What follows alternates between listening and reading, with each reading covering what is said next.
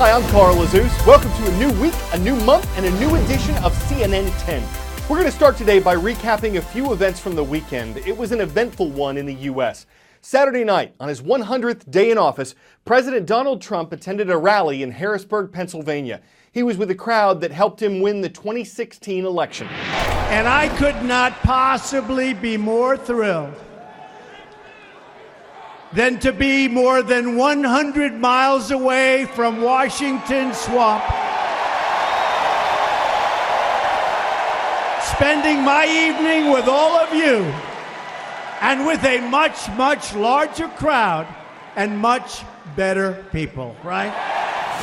President Trump has frequently taken aim at the media, accusing organizations of not covering him fairly, and he was contrasting the Harrisburg rally with the White House Correspondents' Dinner, typically an event where the president and the media trade jokes about each other and themselves.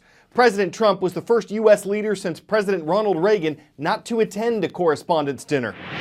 But the values that underpin this dinner have not changed. In fact, I think they've been reinforced. We are here to celebrate good journalism. We are here to celebrate the press, not the presidency. Also on Saturday, tens of thousands turned out in Washington, D.C. for what organizers called the People's Climate March. There were demonstrations like this in several other U.S. cities and abroad. The Trump administration has worked to remove government regulations on fossil fuels, regulations put in place by the Obama administration. And marchers believe the Trump administration's policies will negatively impact the environment. President Trump has said he's committed to protecting the environment, but that greener policies must not come at the expense of jobs. 10-second trivia. How do most tornadoes rotate in the northern hemisphere? Clockwise, counterclockwise, latitudinally, or anticyclonically? In the northern hemisphere, most tornadoes, though not all of them, rotate counterclockwise. First responders don't yet know the full extent of damage caused by violent storms over the weekend. They have reported that several U.S. states were hit: Arkansas, Mississippi, Missouri, Oklahoma, and Texas.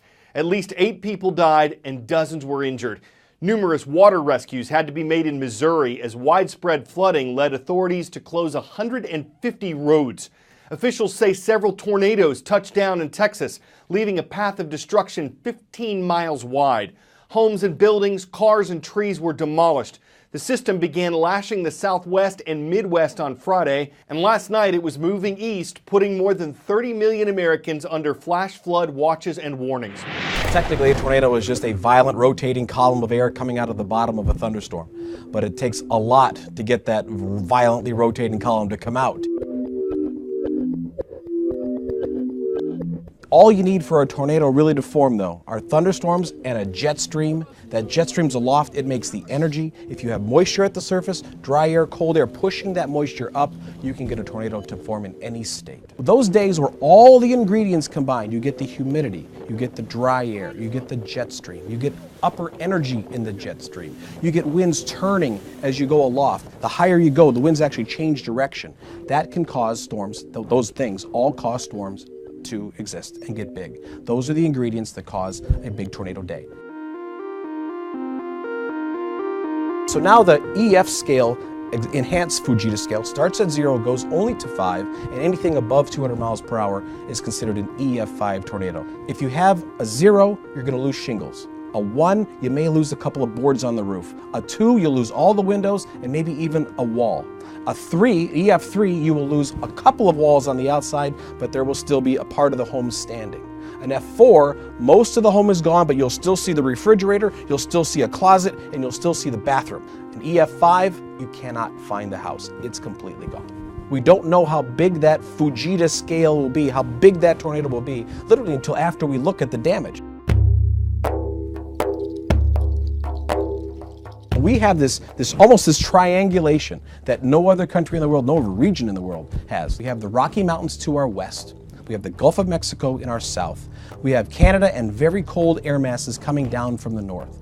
All of those things combined make Tornado Alley, typically the plains. Texas, Oklahoma, Kansas, Nebraska, all the way to Chicago, as far south as the southeast, including Georgia and Alabama. That's basically the new or the bigger Tornado Alley.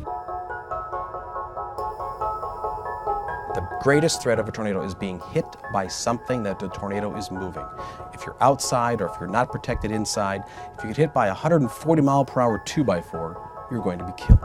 So you need to be inside on the lowest level, somewhere in the middle of the home, away from windows. When you hear the word warning and you hear your county, that's when you need to take cover. When you hear the word watch, that means something might happen today. Let's have a plan. When you hear the word warning, it's too late to make a plan. You need to already have the plan. Warning's the long word. It's the bad one.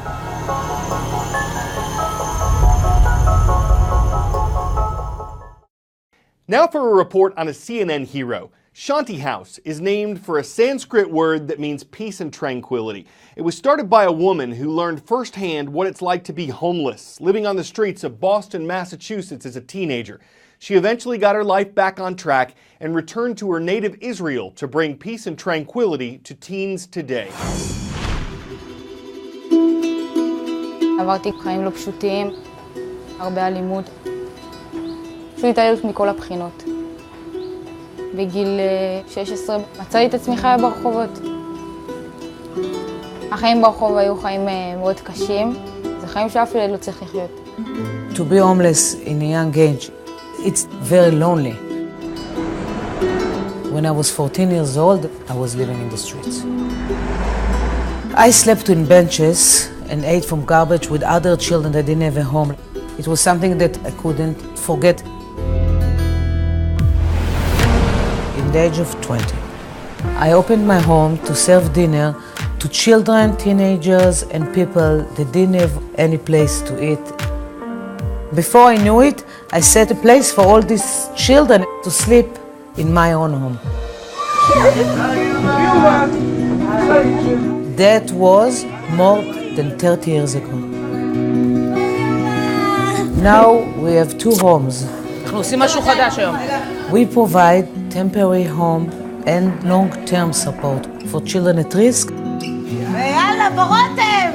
My goal is that every child that comes through this door will feel at home. They will feel so secure and so happy. This is my children, this is my life. We are there for them 24/7. כאב לך שאמא שלך לא הגיעה לה... גם אם היא לא הגיעה, את יודעת, בסופו של דבר זה דברים שהיא צריכה להתמודד מול עצמה. באמת אתה המשפחה שלי. זה היה חשוב יותר מהכל.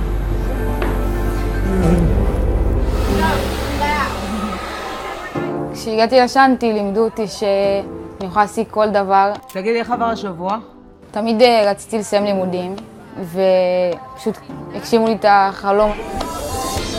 ופתאום אני רואה מכתב ענק מהשנתי, וכתוב שם כמה אתם גאים בי וכמה אתם אוהבים אותי, ואז כאילו אני הבנתי באמת כמה אתם איתי, בכל מצב.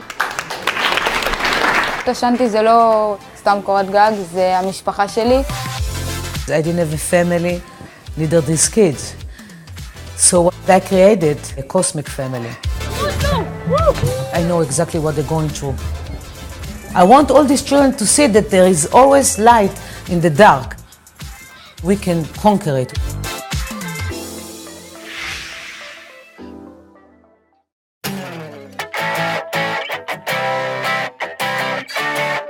Fire goats. Sounds like goats that breathe fire. But these are more like fire-fighting goats. Smokey the Bear might have said only you can prevent forest fires. But these animals can help too. They naturally clear out flammable undergrowth in Anaheim, California by eating it.